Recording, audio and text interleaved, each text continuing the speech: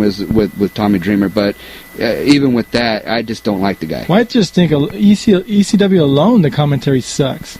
Yeah. Well, who's the other guy? What's that other guy's name? The guy who is his partner. Yeah. Who was it? That was the guy from the Tough Enough. Yeah, that was the one of the I can't second runner. stand that kid. Yeah, actually, he was a good wrestler. It's just that he was too small. Yeah, but I can't stand him as commentary either. Just stick to the little DVD intros. Yeah, you know. Or start selling some shirts on a commercial in between shows, but get off of the mic, man. The whole ECW show in itself, I think, is done. It's dead. It's run its course. It was a good idea if you were going to have Heyman run it, right, and have it originally like I saw it on, basic cable. Or, on. Well, what did you think about the product when it first came out? I thought it was glorified. It was soft. It was soft ECW, but at the same time, they had a lot of talent that looked like they could have been the future. It did. I mean, because they had the hardcore matches there. They were tough and rugged. Sandman, Sabu, Dreamer, Rob Van Dam. They were all there, and the matches were great. Balls Mahoney was great. What about that vampire kid? What was his name? Kevin Thorne, was it? Oh, that guy was great. What happened to him? He went from a new gimmick because ever since they fired Ariel, Ariel had a problem with Batista. They had an outing, and Ariel's now, she's gone. She was fired. She blames Batista for it. Wow. And ever since she left, he didn't really have a character, didn't really have a chance. And then I think he was let go, and then he came back as a new gimmick, and then let go again. And I think he came back and then let go again. That's too bad. Yeah, well, that's what happens. Call me crazy too, but I thought Ariel was kind of sexy. Kind of, yeah. I like how she was hanging upside down. I was like, man, I hope something falls out. Mm-hmm. Let's see, what else? Where were we at? The WWE is holding out a tryout camp looking for Japanese wrestlers this July. Are you serious? Yep. I don't know why they're looking in particular for Japan wrestlers. I don't know why they're singling out Japan wrestlers. Probably because TNA is doing the same thing. Is TNA doing the same thing? Well, TNA, they're kind of going back and forth with their wrestling, and half of their guys have titles from Japan. Well, why? But my problem is, why Japan? I mean, why not look for luchadors? The only luchador we have right now is Rey. Well, they couldn't. Weren't they trying to look at Mystico for a while? Who was 10 times better than Ray? I don't know. I know he hurt his knee at the time when he was doing some kind of dark matches or something, but that guy would take Ray's job in a minute. But what I don't get is these Japanese wrestlers. I mean, what are they going to bring that the current roster of the WWE... They're not going to do anything with them. They're not. But usually those guys are too small. They're going to come in there, become the next Ray, get thrown around the ring, and get abused. I can give you a pretty lengthy list of their past Japanese wrestlers, and you tell me what have they done. Orient Express. Nothing. That was an excellent team, though. That was an excellent tag team that didn't go anywhere. I think they maybe won the champ twice. Maybe once or twice. That was a really good team. That was a really good team. The Orient Express. For those who are really new to this wrestling thing, the Orient Express was a tag team back in the 80s and early 90s. They had rivalry feuds with the Hart Foundation, the Rockers, which the Rockers and Orient Express was one of the greatest matches. I recommend you going back and checking that out. But also with the Bushwhackers. Oh my gosh! And who else? Then you had Ultimo Dragon in there for a while. Oh, that guy was excellent. I don't know what happened with him, man. I remember I was recording every single match he had on WWE. And he was there for a while and then gone. You know who else? I think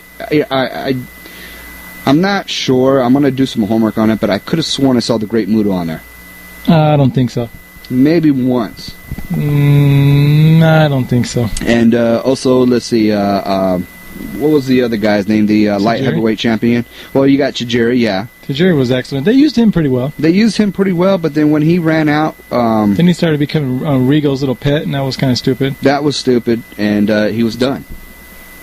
And who else? The problem with him was he couldn't really speak English. Look at currently right now, Funaki. That's a joke. Why are they looking for Japanese And that guy's wrestlers? got talent, man. They got one Japanese wrestler right now. No, they got that other guy. What's his name? Is he Japanese? The one who plays the cowboy gimmick? Jimmy, yes, him too. Is he Japanese? I believe so. Either way, I mean, if they're looking for the Asian persuasion, there it is, right there in their faces. And I don't know. They both can wrestle. I don't. That just supports my question: is why are they singling out Japanese wrestlers when they got two of them right now that they're not doing anything? If I was those Japanese wrestlers, I wouldn't show up because you wouldn't be doing anything. Exactly. And there goes it's a waste of time. Those two guys have a lot of talent. They've been there for a long time. They have a lot of experience with the big guys and little guys. They can go. There I go. I'm going on a rant like I told you earlier. Here you go, starting with Matt Stryker, and then they're going in and starting with the Japanese wrestlers. You got two wrestlers right now, Funaki and that Jimmy Wang Yang. If he dropped that stupid cowboy gimmick and start being a straight-up wrestler, that guy is great. Exactly. So I think they need to bring back that lightweight title. Whatever happened to that light heavyweight title? It was fired along with, what was that guy's name? Tanaka and whatever his name was. They should bring that title back. Leave Ray in the Intercontinental area, a little heavyweight title, wherever he wants. You don't have to go back to lightweight. Just start building up a lightweight division again. If they want to bring some Japanese talent, bring them there. Let's start up a nice, fast-paced show on Smackdown. Bring some Mexican wrestlers down here and let them go, man. You're gonna see how people are gonna love it. If you're talking about, a lot of times those matches don't need a storyline.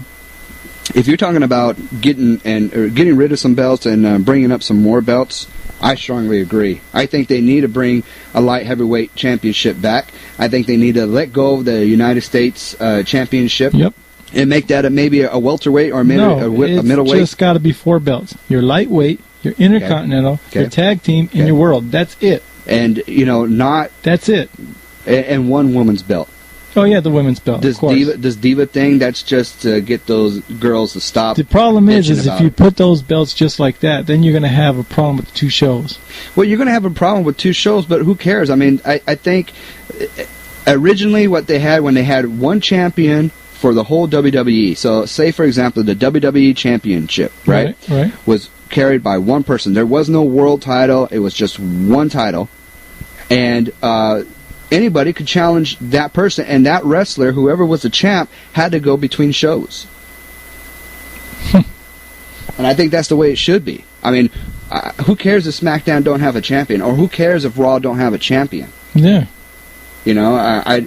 And it just takes away from time in the main event to bring up. I don't know. I would kind of want to see a champion on SmackDown or if I was just watching Raw. I mean, just because those 2 shows are so different that they're going to need their own individual champion. I would have to do. See, that's the problem with just keeping just the belts that I mentioned, because you have 2 different shows. I mean, SmackDown's a lot smaller group compared to Raw. The guys in Raw are huge. Who do you think is a better champion? I'm just shooting a question out here. Who do you think is a better champion, Randy Orton or Edge?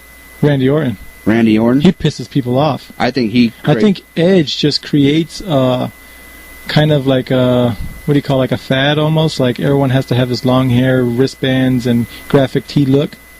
But Randy Orton he's the total package, man. He pisses people off on that mic. Do you think Randy Orton, since you say that he's a better champion than Edge, do you think Randy Orton could pull the same type of people in like he does in Raw on SmackDown? Like if he went between 2 shows? I think so, easily. Because he's the type of wrestler he's big, but he's also lean, where he has wrestling abilities. He can mix with anybody on both shows. No, I think it's not like the Big Show where you got him on Raw fighting all the big